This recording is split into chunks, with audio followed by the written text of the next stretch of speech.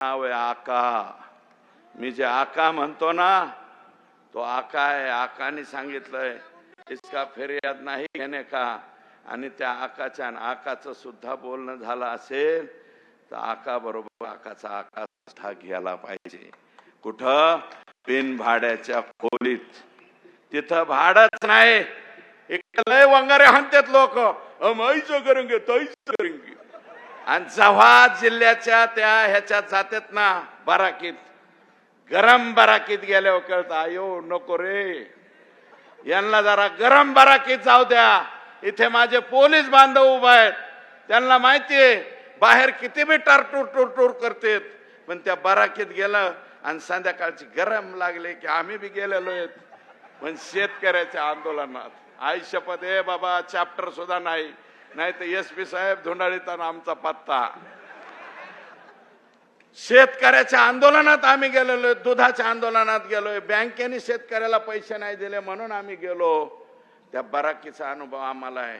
जेव्हा तिथं गेलो गरम हवा लागते आणि जेव्हा शेजारी एकदम डेंजर गुन्ह्यातले गडी शेजारी आले, याच्या शेजारी कसं झोपायचं म्हणून भ्याव वाटतं, तेव्हा कळतं ही गरम बराकीत जाऊ द्या. हे जी पिलावळ आहे ही बाहेर ठेवण्याच्या लायकीची नाही. म्हणून मुख्यमंत्री महोदयांनी सगळंच ऐकलंय, आमचं सगळं ऐकलंय. फक्त आता एक ऐका साहेब, 7 जणाला मोका सुद्धा लागलाय. मोका लावतो म्हणले, 10 लाखाची मदत देतो म्हणले, दिली. 10 लाखाची सोमनाथला सुद्धा दिली. काही दिवस नाकारली. आम्ही जाऊन विनंती करू, विनम्र विनंती करू, त्या कुटुंबाच्या पाया पडू, त्यांचं जे म्हणणं असेल पुन्हा ऐकून घेऊ. रातच्या 2:30 वाजता मी सोमनाथच्या घरी गेलोय.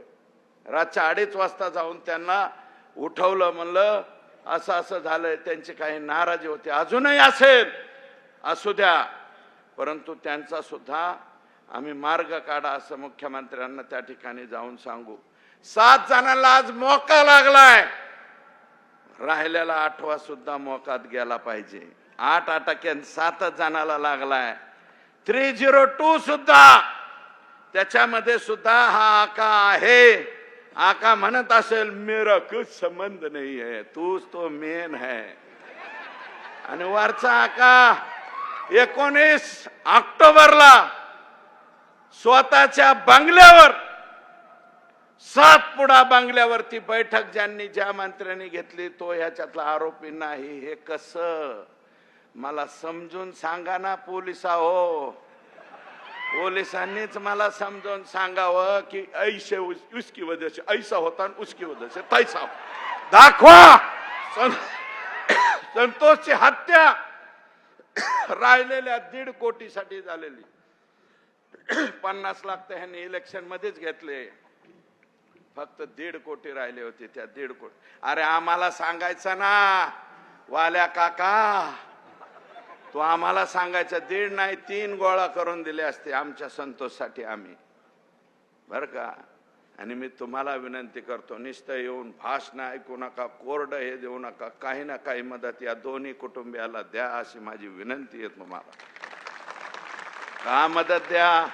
मी दुसऱ्यांदा आमदार झाल्यावर माझे वडील गेले, दुसऱ्यांदा आमदार. त्यातल्या बाबतीत राणादादा नशीबवान आहेत.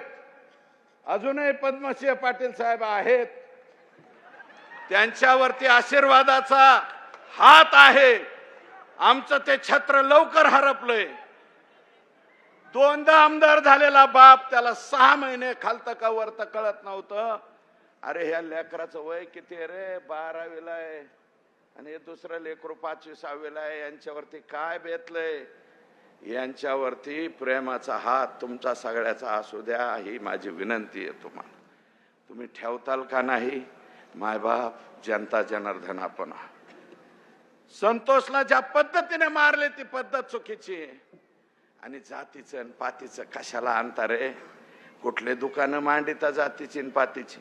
संग्राम धनवे नावाचे आमच्या इथला एक युट्यूबर आहे, संग्राम धनवे. आणि एक माजी सरपंच बोललाय बबन खेडकर पाथर्डीचा, तेवढं जरा ऐका. तो काय म्हणतोय, बऱ्याच जणांचे डोके मोकळे होते. मला असं वाटतं कुठं मराठा वंजारा करता. अरे ते काय बोलतोय बबन, खेडकर नावाचा माजी सरपंच. बघा, नसली बघितली मुलाखत 3 का 4 मिनिटाचं आहे, तेवढं जरा ऐका, माझी अशी विनंती आहे. आणि त्याच्यामध्ये तो वंजारी समाजाचं बोलतोय, मराठा समाजाचं बोलतोय, ती एवढं ऐका. आणि माझी विनंती, हे का करतेत पाटील, परळीवाले असे का वागतेत?